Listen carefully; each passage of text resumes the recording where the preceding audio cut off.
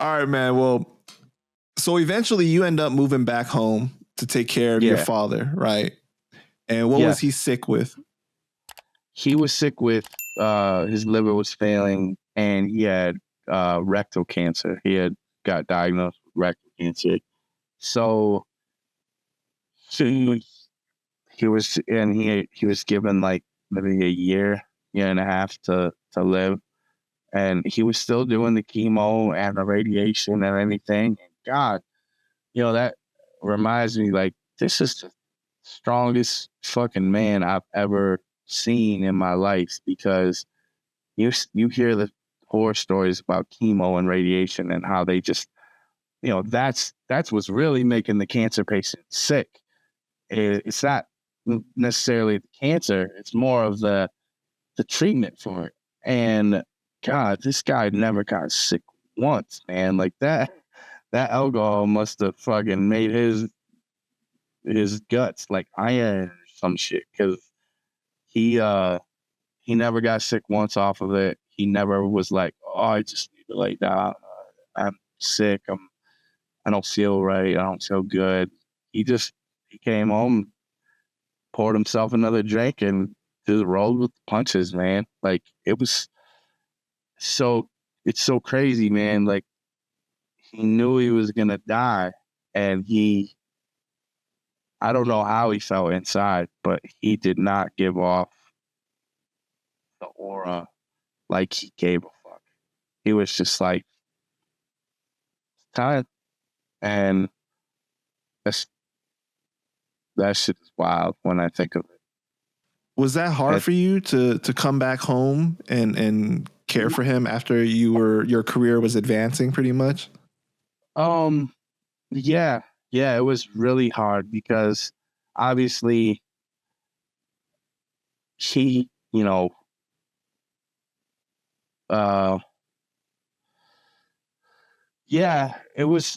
was tough, man, because he was,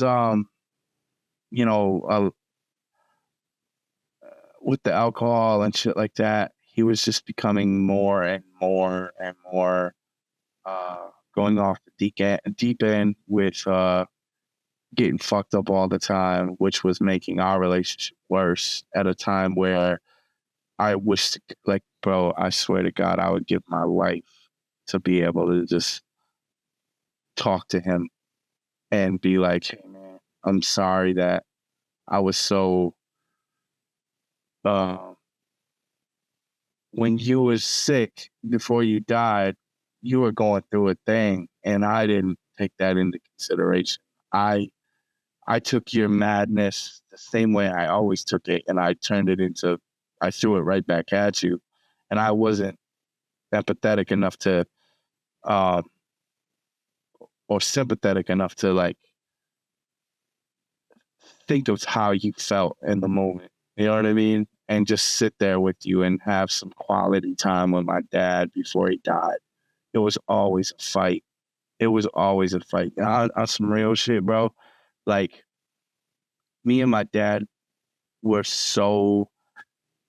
butted heads so much at the end of his life, because, like I said, he was more drunk, and the more drunk he would get, the more defensive I would get, as like, I'm not gonna take any more of your shit of you,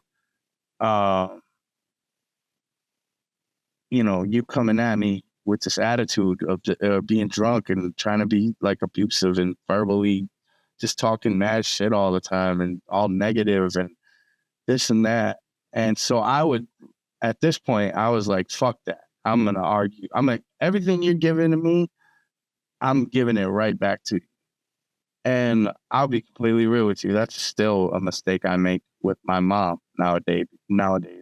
Even nowadays, like, when she gets in her ways and she wants to be like a certain way with me, I get defensive, and I'm like, oh, you want to be an asshole to me? Like, I'll be one right back, and I don't think about it like, damn, that's my mom. You should never treat your parents like that. You know what I mean?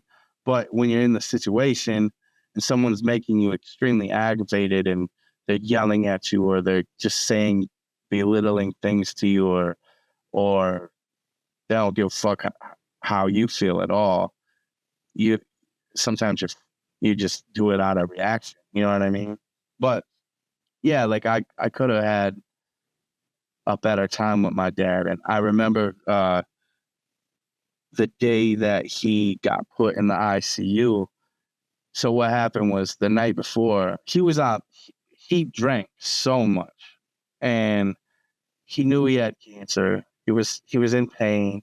So they just prescribed him Vicodins. Uh, he took the whole bottle. I don't think it was on some suicide type shit.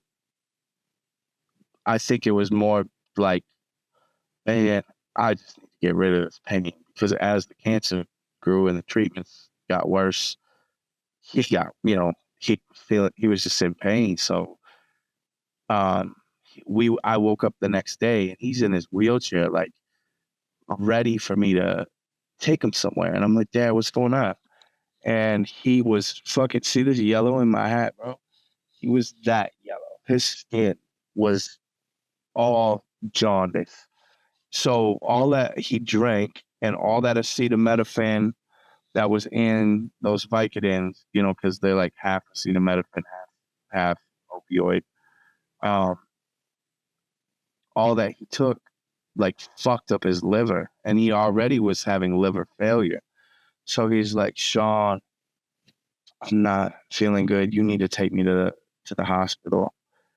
And bro, a part of me was so mad at him that I've never talked about this to like on never been this transparent on some live type shit. So uh uh but anyway, he was like, you gotta take me to the hospital. I took him to the hospital, and I had woken up like real early. Like that was like 5 a.m. or some shit. And I was like, man, I'm still fucking tired. And I don't feel like sitting with him in the hospital, waiting for him to go in, or to get called back. You know what I mean? And I was like, Dad, I'll be back in like an hour and a half, and I'll come and check on you. I knew that, yeah, he was like, he needed hospital attention, but I didn't know that it was that bad. I just knew that he was yellow and he didn't feel good. So I just took him to the hospital. I mean, hospitals were it was an everyday thing. He went and got chemo every day. He went and got radiation every day. So maybe a part of me was thinking like, well, this is just routine shit. He needs to go to the hospital. And what I did was dropped him off, went home, slept for an hour, and then came back to him to check on him. And I was like, where's Fred Grossman? And they're like, oh, they're transferring him to the ICU. So like, they were like, if you go through these halls, you can catch it. So he was being wheeled in a bed. Like, he was completely with it when he asked me to take him to the hospital. But he was being wheeled in a bed the next time I seen him, like an hour and a half later, to the ICU part of the hospital. And I seen him in the hallway, and that immediately like made me start freaking out. Like, why is he in a bed? Like, what's happening right now? Like, what, I didn't think that something like that would happen. I didn't think it would jump from that to this. You know what I'm saying? I didn't think it was that time yet. And he was being wheeled, and he was like out of it like this. And it's like, Dad, I was crying and shit. And I was like, Dad, I love you. I love you. I love you, man. I love Dad, I love you. And he raised his arm out and like grabbed my wrist or my hand. He's like, I love you too, Shawty. And that was the last words I ever heard from my dad. And 10 days later, we had to pull the plug in ICU. So yeah, that shit was. Then I sat there and held his hand while, like, when we gave them permission to pull the plug, it literally took like 20 minutes for him to die. So it was all machines keeping him alive. You know, he had nothing in him. He was in a complete coma. It was crazy. It was just the whole situation was wild, man. So I wish to God I would give literally anything to just be able to go back and sit with him and hang out with him, as opposed to even just take him being an asshole. Just take it. You know what I mean? Like just to be like, look, man, you're being a dick, but let's just talk. Let's have, let's talk. Like, we don't got that much time left. Let's talk. So I'm sure that that's, that you would give anything to hear him again say, like, come over here and talk to me. oh God, that bro, anything. I mean, anything. Like, I'd give my life to hear that again. You know what I'm saying? Like, to to go. If I had the choice right now to go to heaven, to die and go to heaven, knowing that I'm gonna be able to see my dad and just be able to be there with him instead of being on this earth. I mean, I know I have children, but I don't know, man. I think I would take that. I think I would make that decision and be like, oh, yeah, take me up there, because I love that guy.